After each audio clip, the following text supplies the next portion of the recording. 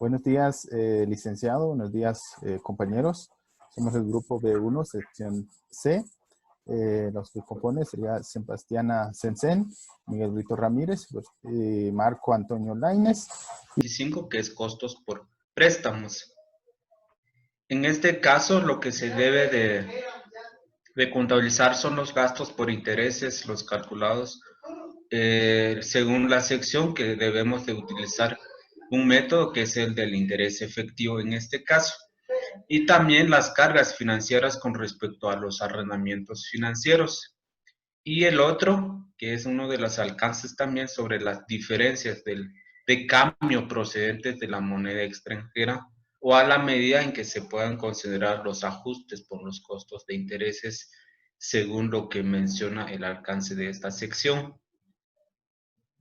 También el reconocimiento que las entidades o toda entidad debe de reconocer los costos por préstamos o los gastos en este caso, en el resultado, en el periodo en el que se incurre en ellos. En este caso, entonces, debemos de reconocer todos los costos que se incurren de un préstamo en el estado de resultados del periodo.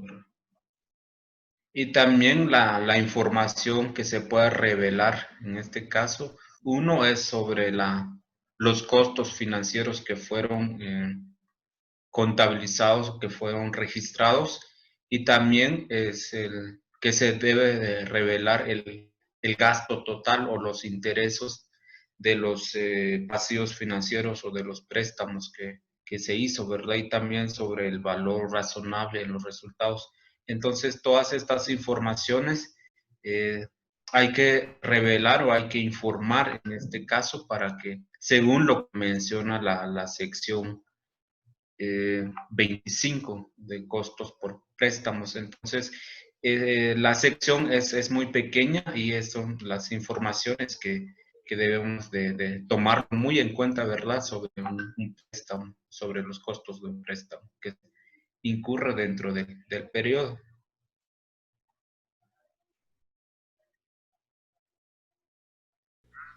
Buenos días, compañeros, licenciado. Vamos a hablar acerca de la sección 29 de NIF para pymes, que habla acerca de los impuestos a las ganancias. Dentro del alcance de esa sección, trata de la contabilidad del impuesto a las ganancias, que incluyen todos los impuestos nacionales y extranjeros que estén basados en las ganancias fiscales.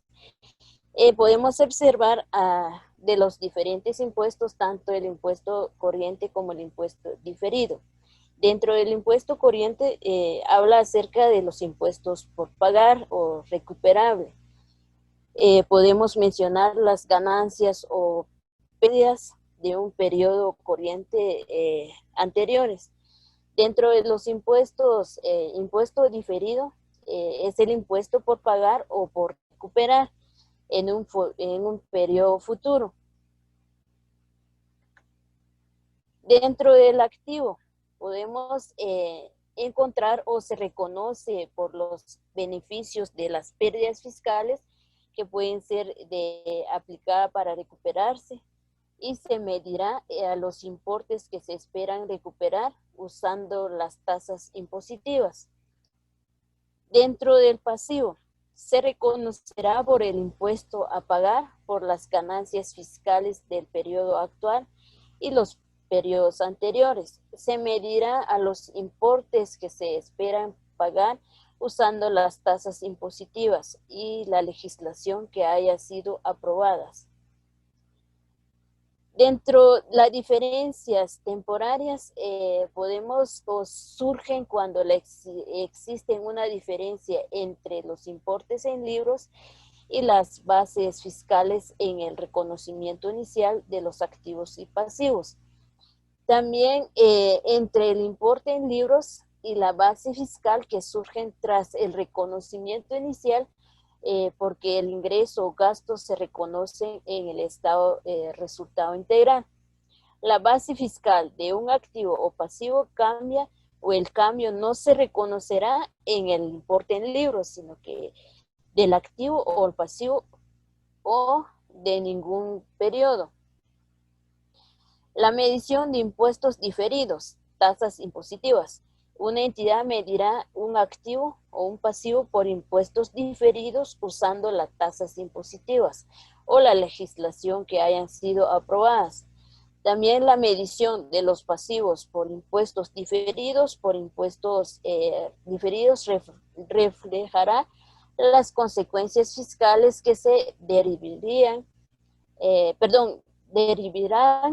de la forma en que la entidad espera y en la fecha sobre la que se informa y recuperar o liquidar el importe en libros de los activos, tanto los pasivos relacionados.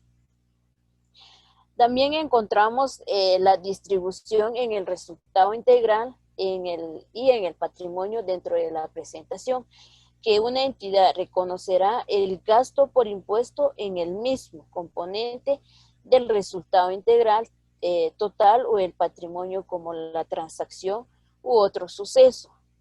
Podemos observar dentro de la descripción, por ejemplo, los activos y pasivos por impuestos corrientes se clasifica como corriente y se pueden compensar. Dentro de los activos y pasivos por impuestos diferidos se clasifican como no corriente y también se pueden compensar dentro de la sección 29. En la información a revelar encontramos los gastos tanto por impuestos de la ganancia corriente como también cualquier ajuste de los impuestos corriente del periodo presente o los anteriores.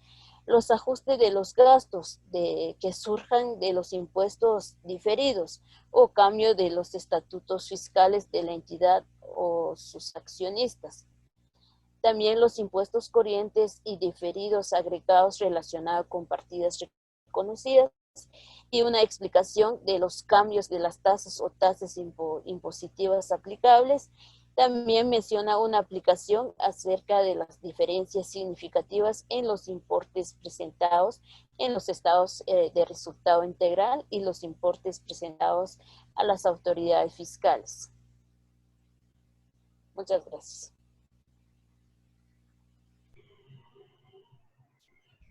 Buenos días, Lick. Compañeros, continuando con la exposición, me toca hablar sobre la sección 10 de las políticas, estimaciones y errores contables. Entre los alcances de esta sección proporcionan una guía para la selección y aplicación de las políticas contables.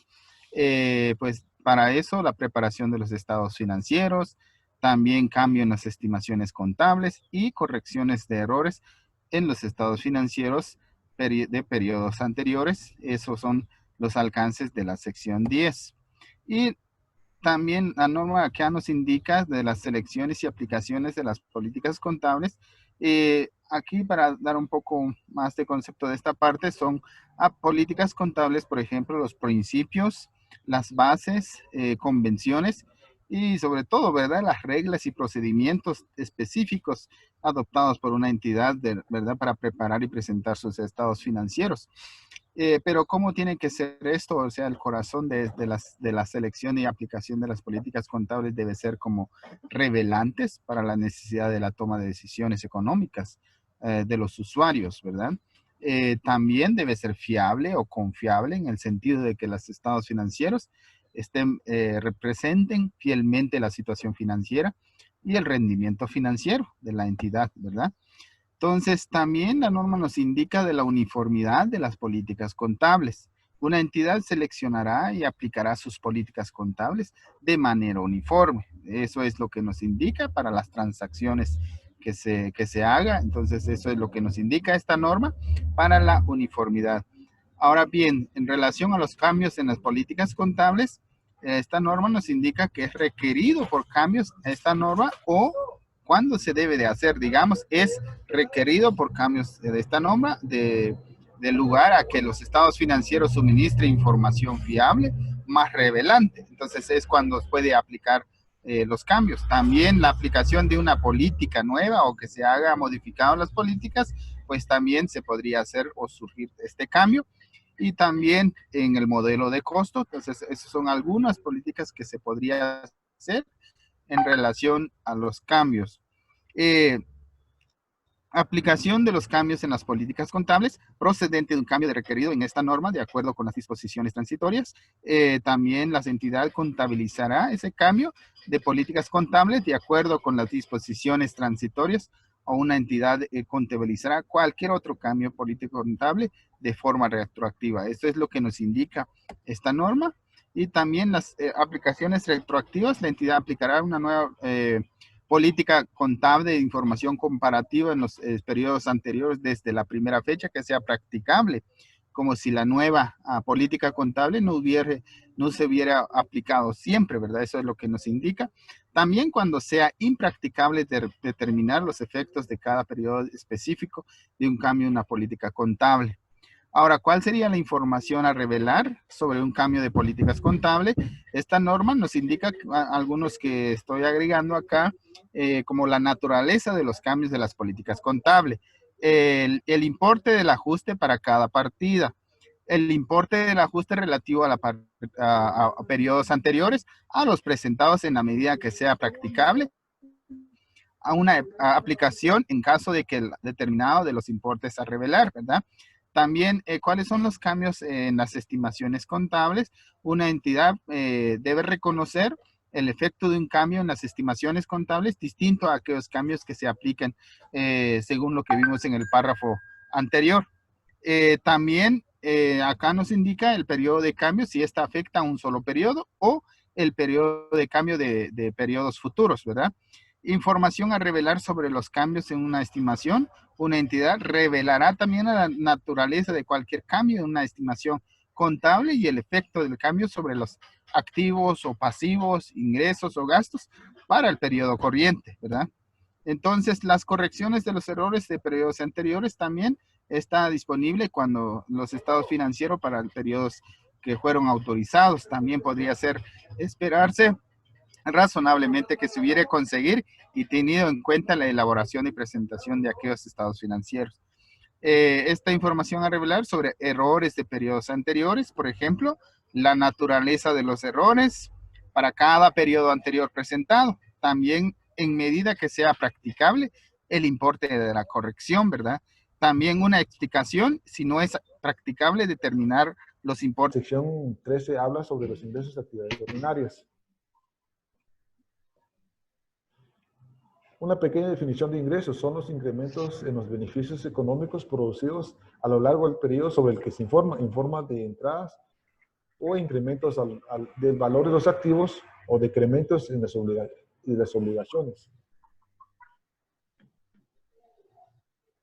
El alcance de esta norma se debe de aplicar a la contabilización de los ingresos de actividades ordinarias procedentes de las siguientes transacciones: por la venta de un bien; 2, por la prestación de servicios; 3, los contratos de construcción en los que la entidad es el contratista; 4, el uso por parte de terceros de activos de la entidad que produzcan intereses o regalías o dividendos.